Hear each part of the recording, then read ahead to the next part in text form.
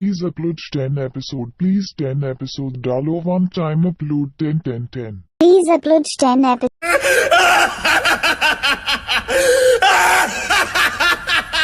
Disclaimer, ये anime हमारा नहीं है, हमने इसे सिर्फ एक्सप्लेन किया है। तो बिना टाइम वेस्ट करे लगाते हैं हमारा इंट्रो और शुरू करते हैं हमारा एक्सप्लेनेशन।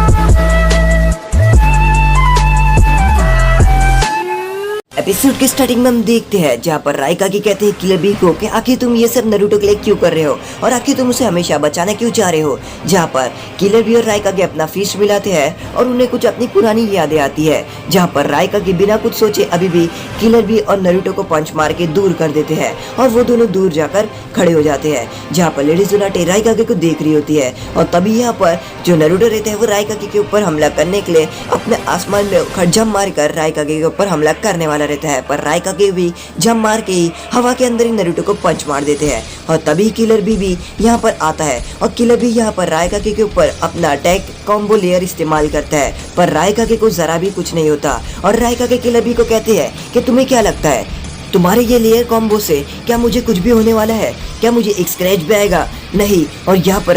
और यहाँ पर राइकागी नारुतो की तरफ देख रहे होते हैं। जहाँ पर नारुतो थोड़ा सी स्माइल करते हुए कहता है कि आज हम लोग यहाँ से जाएंगे और हम लोग वॉर में आखिर लड़ाई करेंगे। और तभी ये कहकर यहाँ पर नारुतो राइकागी की तरफ बढ़ता है। पर यहाँ पर राइकागी रहते हैं वो नारुतो को पंच मार के और साथ ही साथ किलर को भी दूर उड़ा देते हैं और वो कहते हैं कि तुम लोग में से यहाँ पर कोई भी नहीं जाएगा, तुम दोनों यहाँ पर ही रहोगे। और यहाँ पर राइकागी लेडी जुनाटे को कहते हैं कि तुम आखिर यहाँ पर बैठ के देख कर तमाशा ही देखोगी या मेरी मदद भी करोगी। जहाँ पर लेडी जुनाटे कुछ सोच रही होती है और वो नारुतो को देख रही होती है। जहाँ पर राइकागी नारुतो को इस तरीके से मारते हैं और दूर हो जाते हैं। जहाँ पर नारुतो वापिस से उठकर खड़े हो जाता है। जहाँ पर ये देखकर लेडी जुनाटे को अपने पास का सीन याद आ जाता है जहाँ पर काबुटो लेडी जुनाटे को मारने की कोशिश करता है पर नारुतो उनके सामने आ जाता है और उनको बचाने की पूरी तरीके से कोशिश करता है। जहाँ पर लेडी जुनाटे कहती है कि तुम हट जाओ, तुम मारे जाओगे अगर इस तरीके से लड़ते रहे, तुम्हारा होकागे बनने का सपना है। जहाँ पर नारुतो काबुटो का हाथ पकड़ता है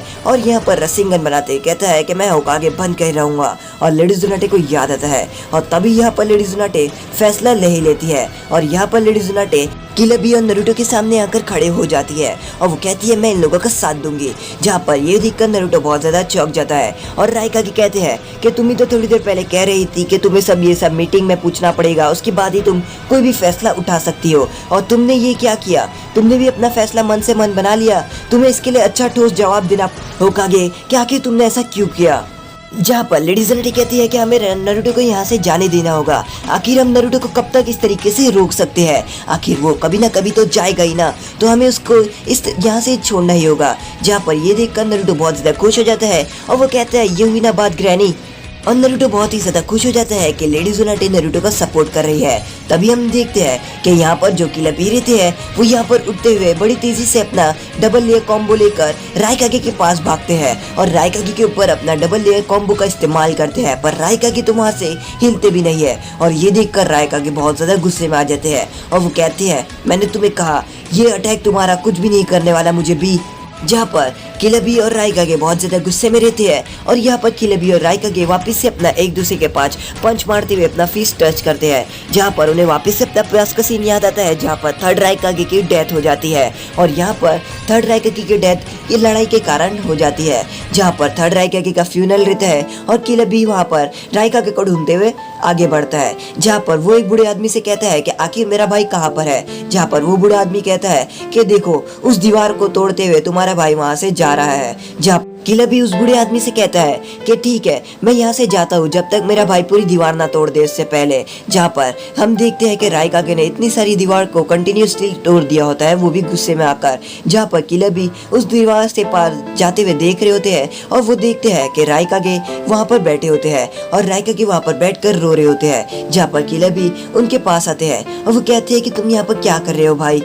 जहाँ पर राइकागे रोते हुए कहते हैं कि हम लोग लड़ाई के लिए बिल्कुल तैयार हो रहे हैं और अब हम लोग लड़ाई के लिए जा रहे हैं। पर यहाँ पर तभी किलबी कहते हैं कि ठीक है, मैं भी तैयार हो जाता हूँ। जहाँ पर राइकागे कहते हैं कि तुम यहाँ से कहीं भी नहीं जाओगे, तुम यहीं पर ही रहोगे और यहीं पर रहकर ट्रेन होगे।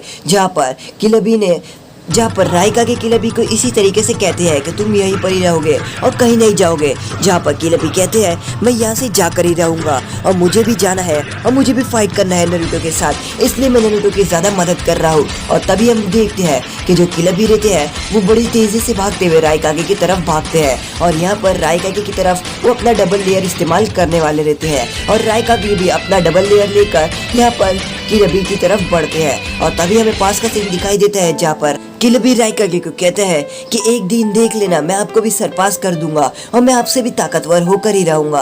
और यह कहकर अभी हमें वापिस से प्रेजेंट डे दिखाता है जहाँ पर हम देखते हैं कि राइकागे और किलबी अब दोनों एक दूसरे का डबल लेयर लेकर भाग रहे होते हैं और यहाँ पर किलबी और राइकागे एक दूसरे के ऊपर अपना डबल लेयर इस्तेमाल कर देते हैं। और तभी थोड़ी देर के टाइम हम देखते हैं कि जो राइकागे रहते हैं वो दूर जाकर उड़ के गिर जाते हैं और यहाँ पर किलबी अपने डबल लेयर से राइकागे को आखिर दूर उड़ा ही देते हैं। जहाँ पर किलबी कहते हैं देख लिया, मैंने आखिर ये कर ही दिया, मैंने तुमको सरपास कर दिया, मैंने आपको कहा है कि मैं ये कर दूंगा और मैं अब ज्यादा ताकतवर हो चुका हूँ।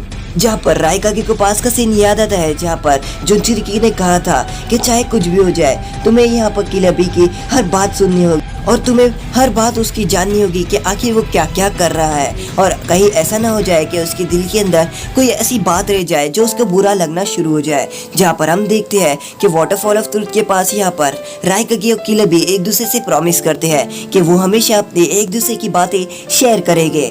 तभी हम देखते हैं कि यहाँ पर जो शिकागो रहता है वो यहाँ पर स्क्रोल में ढूंढ रहा होता है कि आखिर व्हाइट ज़ेत्सु जो है वो उस जुत्सु का किस तरीके से तोड़ निकाले, पर उस जुत्सु का तोड़ अभी तक नहीं निकल रहा होता है। जहाँ पर शिकागो कहता है कि हमें भी किसी तरीके से पता लगाना ही होगा कि आखिर हम किस तरीके से जो ज़ेत्सु है उसका पता लगा सकते हैं कि ज़ेत्सु किसके बेस में घुसा है। और यहाँ पर जो शिकागो है वो हर चीज को छान रहे होते हैं कि आखिर उसे पता चल जाए कि आखिर कहाँ पर और क्या चीज है, और उसको अभी तक पता नहीं चल रहा होता है कि आखिर इस जुत्सु का तोड़ क्या है, क्योंकि वो सभी स्कूल्स को और सभी।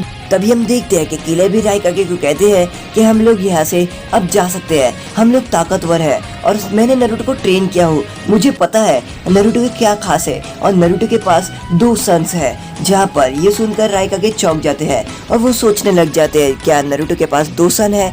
जहाँ पर राइकागे नारुतो को कहते हैं नारुतो उज़ुमाकी सही कहा ना। जहाँ पर नारुतो कहता है हाँ, और वो कहते हैं कि क्या तुम्हारे पास 2 सन है। जहाँ पर नारुतो कहता है कि हाँ मेरे पास 2 सन है, मेरे पास मेरे 2 पेरेंट्स है, मेरी मॉम और मेरी डैड, वो दोनों मेरे लिए मेरे सन है और उन्होंने मुझे हमेशा प्रोटेक्ट करते रहा है और उन दोनों ने हमेशा मेरे लिए अपने सोचते ही रहे हैं और वो दोनों मेरे बारे में हमेशा सोचते हैं कि उन्हें क्या करना चाहिए मेरे लिए, और वो हमेशा मुझे प्रोटेक्ट करते ही आए हैं। मेरी डैड मिनाटो, मेरी मम कुशिना, वो दोनों मुझे हमेशा प्रोटेक्ट करते हैं। जहाँ पर लेडी जुनाटे और राइकागे यहाँ पर नारुतो की बात सुन रहे होते हैं और यहाँ पर लेडी जुनाटे नारुतो की ये बात सुनकर कुछ सोचने लग जाती है और वो सोचती है कि नारुतो के साथ आखिर कुछ ना कुछ तो ऐसा हुआ है जिसकी वजह से नारुतो बहुत ज़्यादा अलग हो गया है और नारुतो इसकी वजह से ही ये सब अलग अलग बातें कर रहा है। तभी यहाँ पर नारुतो कहता है जब मेरी फाइट पेन से हुई थी और मैं पूरी तरीके से नाइनटेल में एकदम अलग ही हो गया था और बेकाबू हो गया था, तब मेरी डैड ने मेरी मदद करी थी और मेरी डैड ने ही मुझे नाइनटेल फॉक्स से बचाया था और मुझे लड़ने के लिए हिम्मत दिया, मुझ पे भरोसा किया। उन्हें मुझ पे भरोसा है कि मैं ये कर सकता हूँ और इसलिए उन्होंने मेरे अंदर ये नाइनटेल फॉक्स का चाकरा को सील किया था।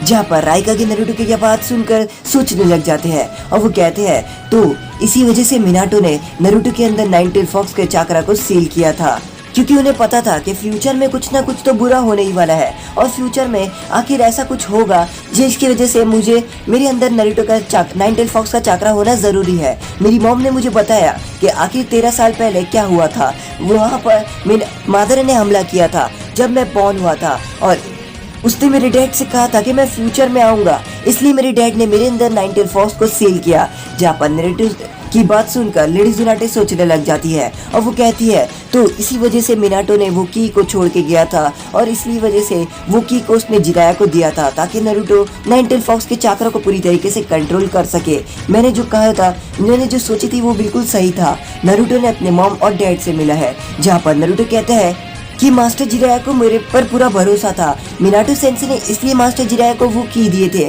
और इसलिए मास्टर जिराया ने वो की को मेरे लिए छोड़ के रखे थे, क्योंकि उन्हें भी भरोसा था कि मैं इस पावर को पूरी तरीके से कंट्रोल कर लूंगा। और उस दिन उन लोगों की हार नहीं हुई थी, उस दिन वो लोगों की जीत हुई थी, क्योंकि उन लोगों ने फ्यूचर में आने वाली प्रॉब्लम्स के लिए मेरे अंदर नाइन टेल फॉक्स को सील किया था और अपनी जान को दे दिया था ताकि वो लोग मुझे बचा सके।